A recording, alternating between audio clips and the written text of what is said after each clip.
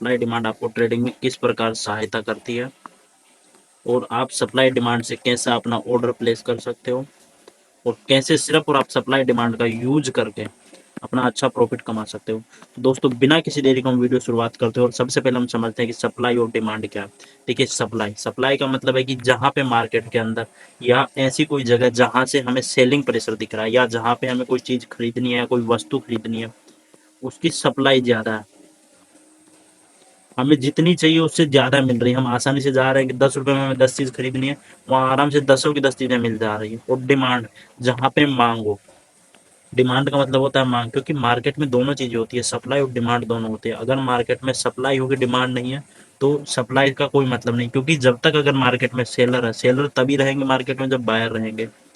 भले ही हो सकता है कि सेलर ज़्यादा हो और बायर कम हो, अगर सेलर ज़्यादा है बायर कम है तो उससे मार्केट गिरेगा, और बायर ज़्यादा है और सेलर कम है तो मार्केट बढ़ेगा। इसी तरीके से अगर सप्लाई मार्केट में ज़्यादा है तो मार्केट गिरेगा और डिमांड ज़्यादा है तो मार्केट बढ़ेगा। तो सप्लाई डिमांड दोनों अपना विपरीत काम करती हैं। सप्लाई डिमांड दोनों अपने विपरीत काम करते हैं। इकोनॉमिक्स का नियम है मांग और पूर्ति, यानी कि सप्लाई और डिमांड। जिस तरीके से मार्केट में मांग ज़्यादा होगी और अगर पूर्ति कम है तो उस चीज़ का कीमत बढ़ना तय है, मार्केट उसी तरीके से बढ़ेगा। और अगर मांग कम है, पूर्ति ज़्यादा है, तो मार्केट गिरना तय है। इसी तरीके से शेयर मार्केट काम करता है। अब हम इस वीडियो में जानेंगे कि सप्लाई और डिमांड में आप किस तरीके से किसी भी स्टॉक को खरीदें या बेचें, या ऐसी क्या चीज़ें करें कि जिससे आप सप्लाई डिमांड को देख के, सप्लाई डिमांड छोटे मोटे पैसे से नहीं चलता। अगर आप आज के समय में एक 1 CR 2 CR ला के भी अगर करोगे, क्योंकि आप पहले ट्रेडिंग कर रहे हो तो आपके पास में 1 लाख 2 लाख या 10 लाख होगा, लेकिन आप अगर 1 CR या 2 CR मिला के करो तो कुछ नहीं होगा।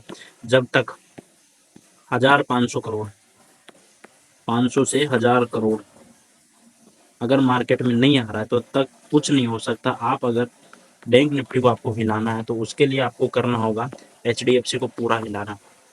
अगर HDFC मोमेंटम अप कर रहा है तो सीधा है कि बैंक निफ्टी भी अप में मूवमेंट करेगा। उसी तरीके से अगर बैंक बैंक निफ्टी नीचे जा रहा है, बैंक निफ्टी अगर नीचे जा रहा है तो ये फिक्स है कि HDFC भी नीचे जा रहा होगा, क्योंकि HDFC के अंदर बैंक निफ्टी का सबसे ज़्यादा वेटेज है। जिस तरीके से HDFC चलेगा उसी तरीके से बैंक निफ्टी चलेगा।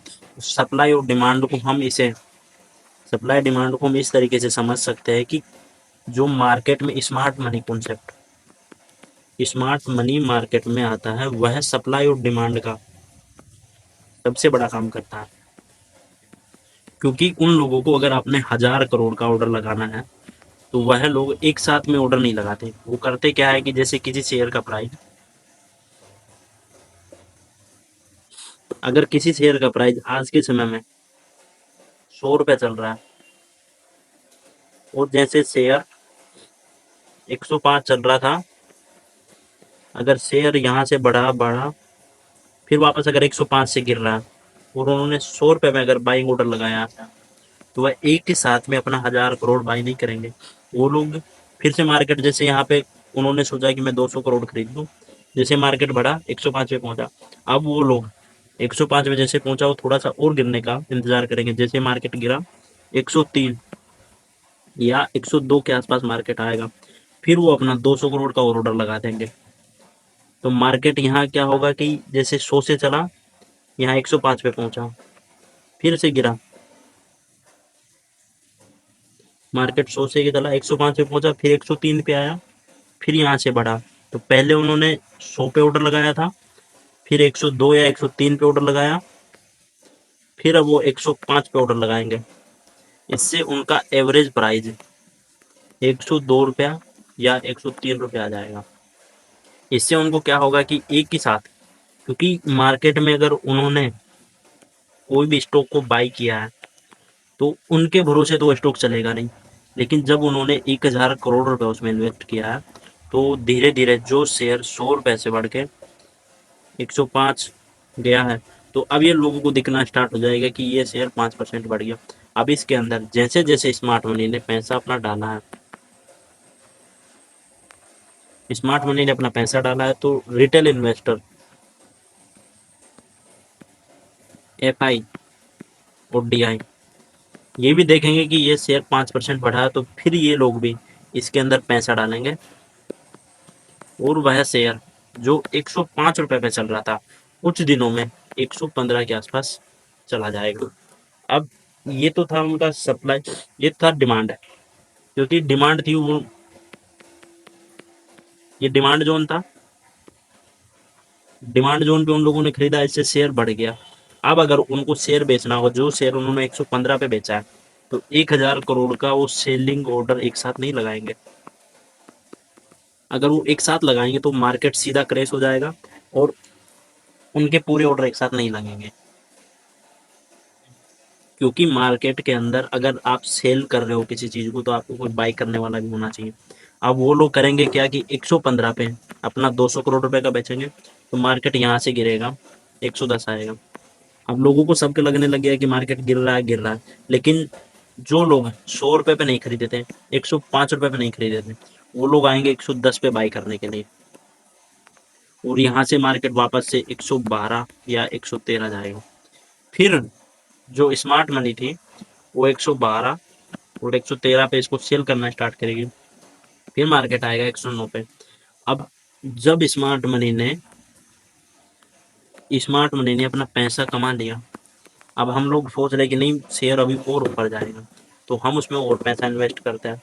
जैसे हम पैसा इन्वेस्ट करेंगे तो जो शेयर 109 चल रहा था वो 110 और 111 के आसपास चला जाएगा। अब उन्होंने पहले अपने 200 करोड़ का ऑर्डर लगाया था, उसके बाद में हो सकता है उन्होंने 500 करोड़ का ऑर्डर लगाया, अब बचा उनसे 300 करोड़, तो ये 110 के आसपास अपना 300 करोड़ का ऑर्डर लगा देंगे।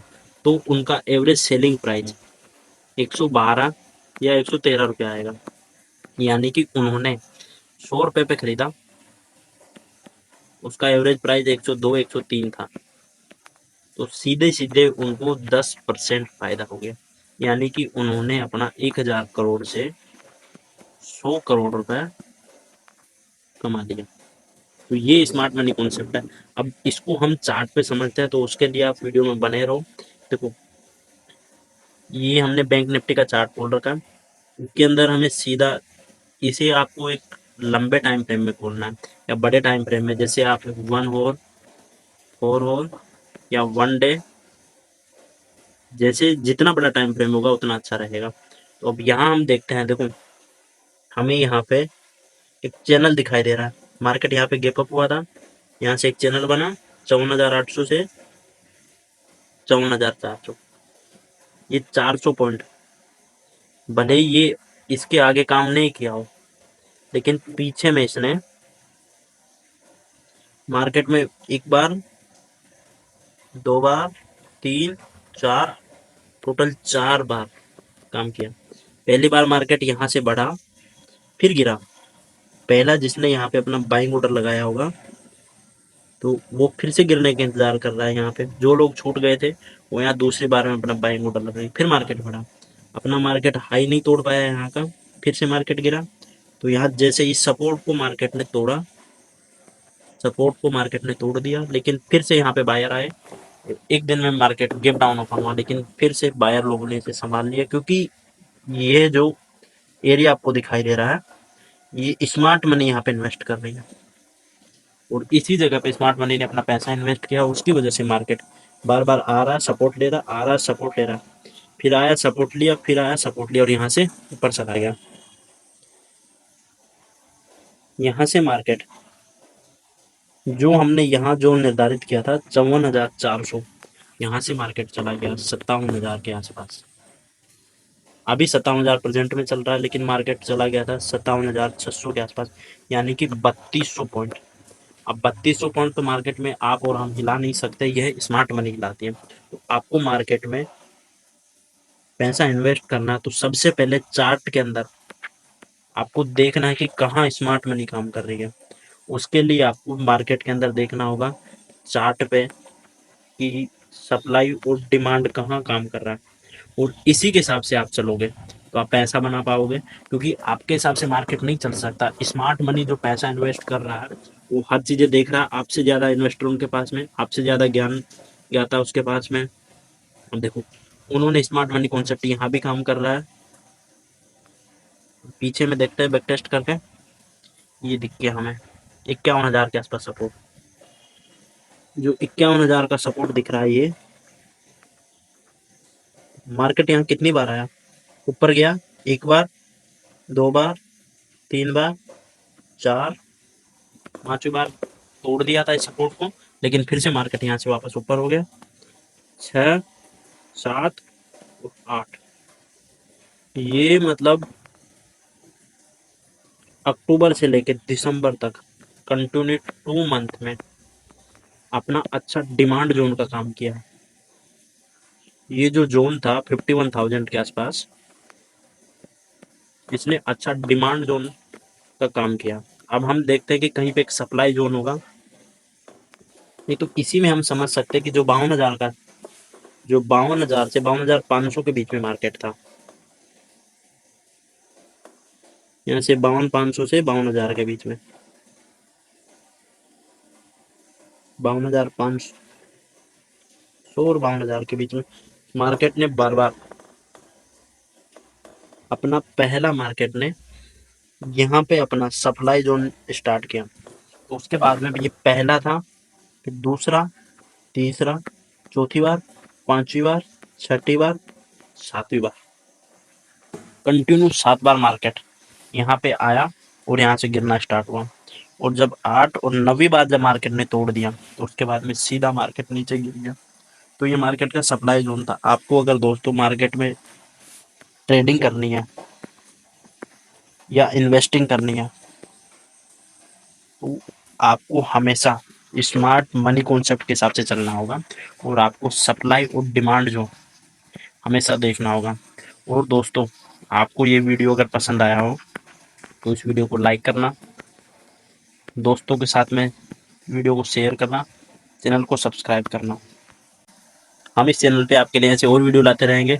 तो दोस्तों, ये था हमारा सप्लाई और डिमांड पे वीडियो। आपको अगर और दूसरे टॉपिक पे वीडियो चाहिए तो आप मुझे कमेंट बॉक्स पे कमेंट कर सकते हो, जिससे मैं आपके लिए उस टॉपिक पे वीडियो बनाऊं। ठीक है दोस्तों, मिलते हैं अगले वीडियो में।